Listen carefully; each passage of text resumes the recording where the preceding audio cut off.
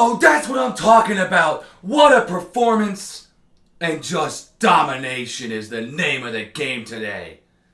That's what I'm talking about. Bears win 36-10 over the Carolina Panthers in just an absolute rout.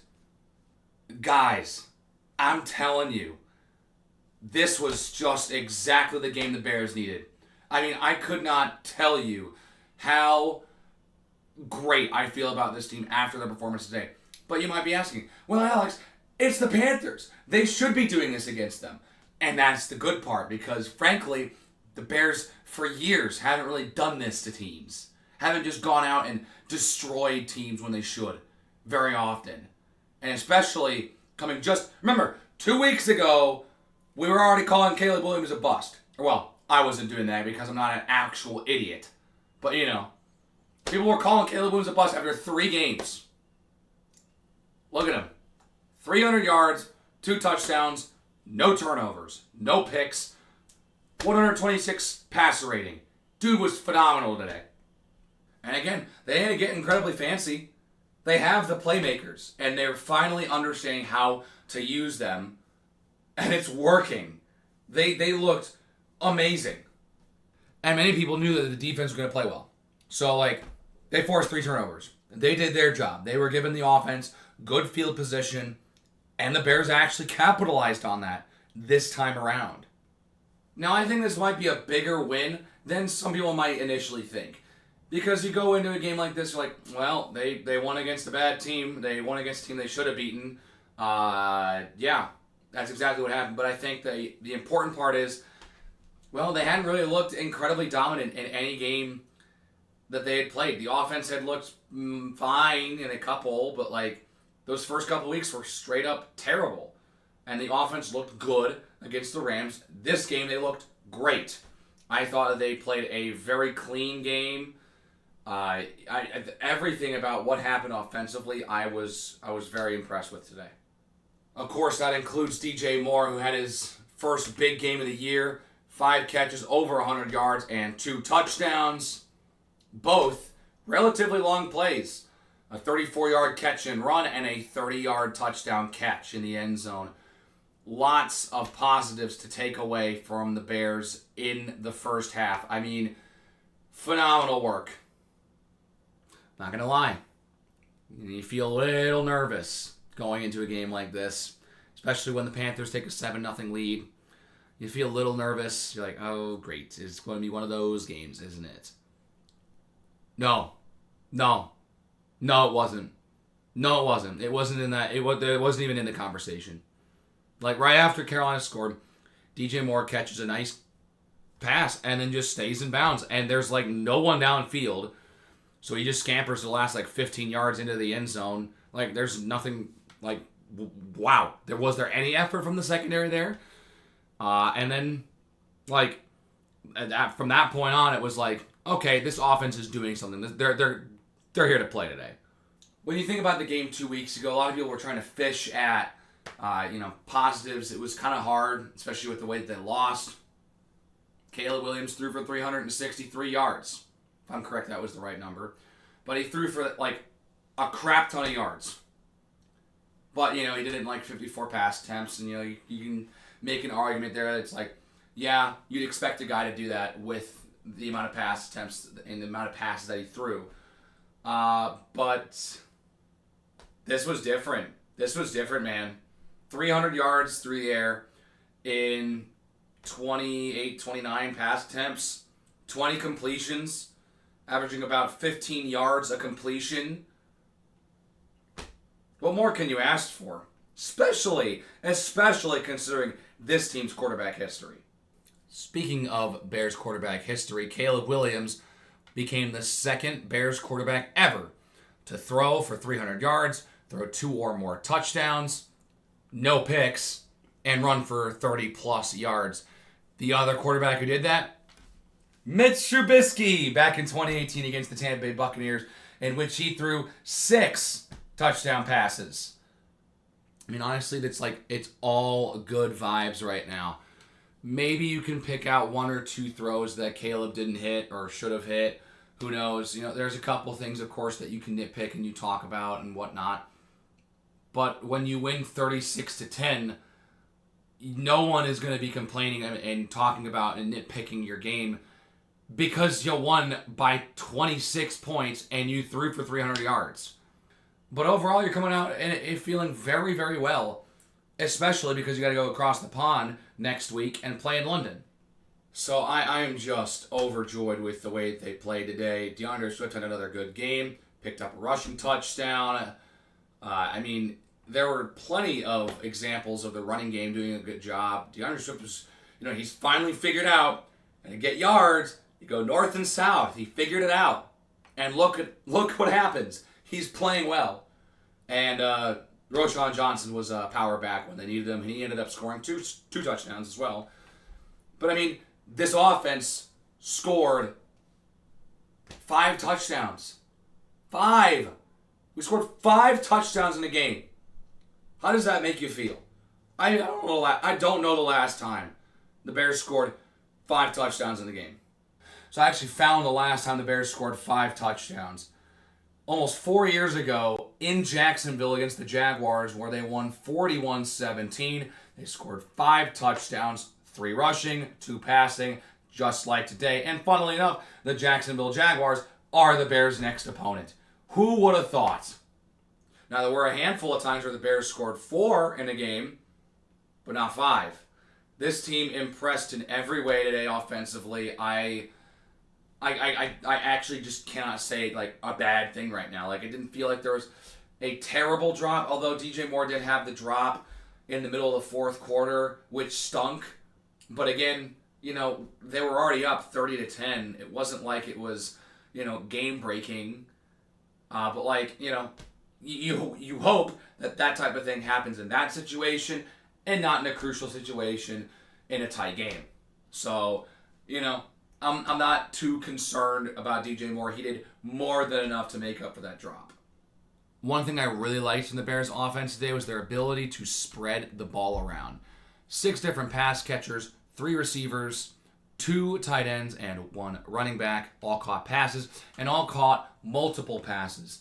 And to me, that shows that Williams is okay spreading the ball around. He's okay sharing the wealth. He's not concerned about getting one guy more targets than the other. He's not concerned about, I can really only throw to this person. It feels like he's running a real offense and is picking up on the game. Rome Odunze had 5 catches for 40 yards. Not the most impressive stat line, but he did his job and he did what he needed to do to help the Bears win the game. And again, Odunze is wide receiver 3 on the team. Keenan Allen had only 3 receptions, but nearly hit Odunze's total yardage in those 3 catches. So, Odunze is going to be fine. He's going to be a good receiver in the league. He's just not getting the volume that maybe some fans would like. But that's probably because he's wide receiver 3 on the team. And it helped when Keenan Allen wasn't in so that he could kind of understand what it's like to kind of be higher on the chopping block. But DJ Moore is the number 1 receiver on the team. And that is pretty easy to say. And he showed why. He had 2 great touchdown catches. There was something cool about each of them. Catch and run. And then just a nice catch over the top. I think there was just a lot from the offense that I loved. I loved it all. Now I want to shed some light on the defense because they also played great, but that is kind of what we have come to expect with this defense. Greatness is expected.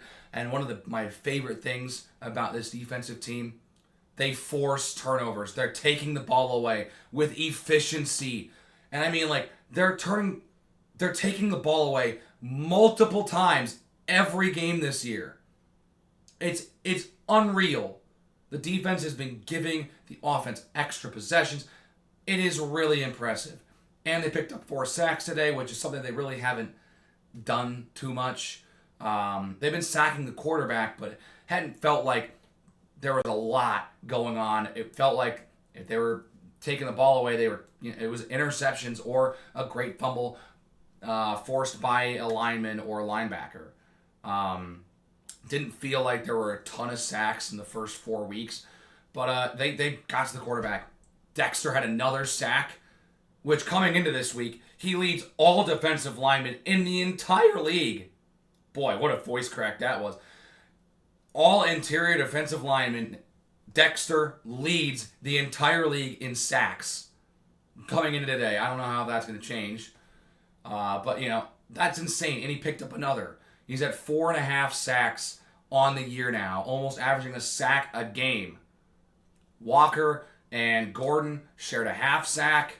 There was a lot to take away from positives today. And of course, talk about 3 takeaways. Tremaine Edmonds forces a fumble in the fourth quarter. Kevin Byard with his first interception with the Bears on a really nice catch after a bomb from Andy Dalton just is overthrown. I mean, there's so much to take away that's positive here. And then who can forget the absolute hit stick Jaquan Brisker lays on Tommy Tremble to force that ball out, which Dexter recovers. We got to have a serious conversation about Gervon Dexter because he's played phenomenal through 5 games and he's looking like a steal in the second round for the Bears. One last thing here. I don't know what happened that led to that fight. Obviously, J.C. Horn was not happy they got called for pass interference, was not happy with the ensuing block, and decided to get a little shove, give a little chippy, and the other guy stepped in, and then Matt Pryor, kind of being an idiot, punches J.C. Horn, and then rightfully pretty much gets decked right afterwards. And,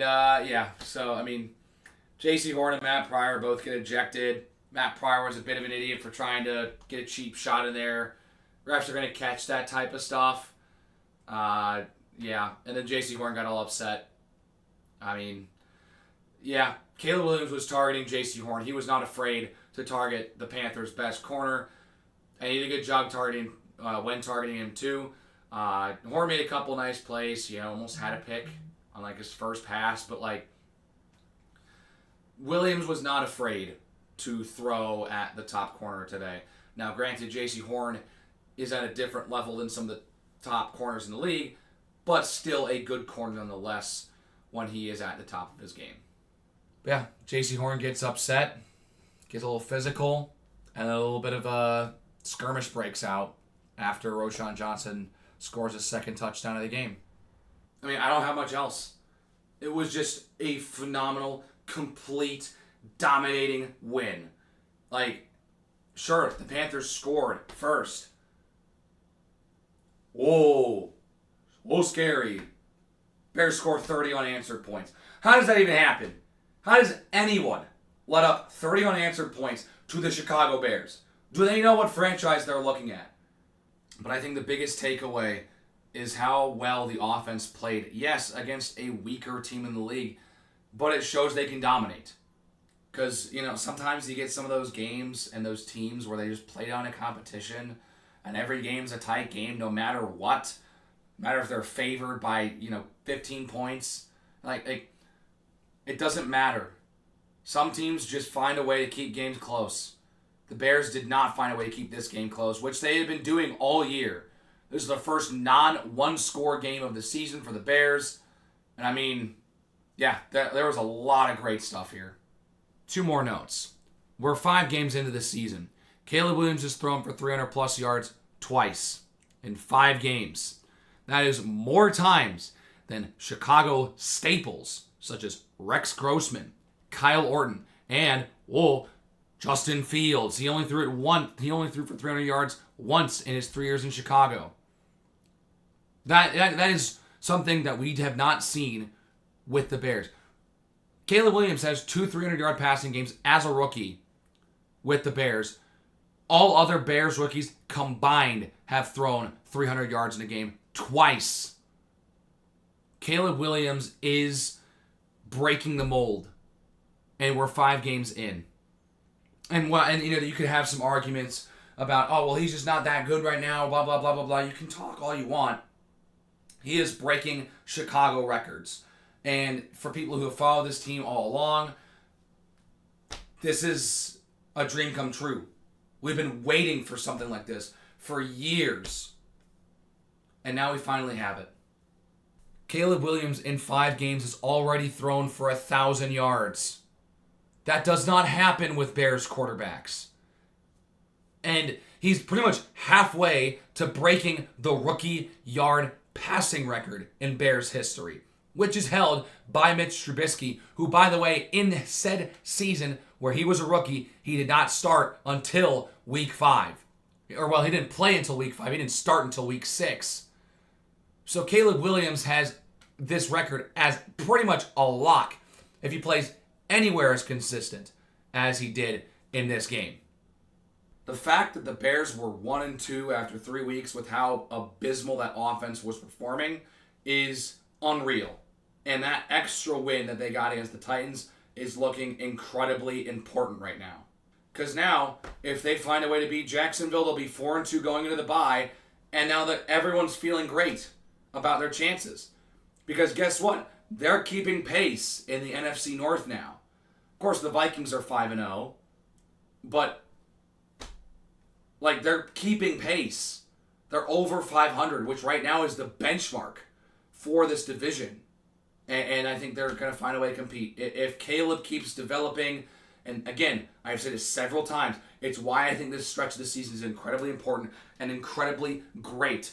A great draw for the Bears because they get some of their easier games first. Well, he needed that Texans game to be like, okay, this is my welcome to the NFL moment, right? Those 2 games against the Texans and the Colts needed those games. Yeah, Jacksonville next. You go to a bye, and then you have the toughest game on your schedule up until the division slate starts with the Washington Commanders on the road, which is where someone is going to finally squash the whole who's better 1v2, Williams or Daniels. And then you get the Cardinals on the road, which could be tough depending on what Cardinals team you get that day. And then you're at home against New England, which is about as free of a win as today was. And then that sets you right into your division schedule with the Packers and Vikings back-to-back. And then you go to Detroit for Thanksgiving right after. That division schedule is looking brutal right now. There you go. Bears win in dominating fashion. And this just has me incredibly excited to see what is in store for Week 6 against the Jacksonville Jaguars in London. Whew. So, with that being said, thank you for watching this video. If you liked it, please give it a like and hit that subscribe button for more videos from me. And I will see you guys in the next video. Bye.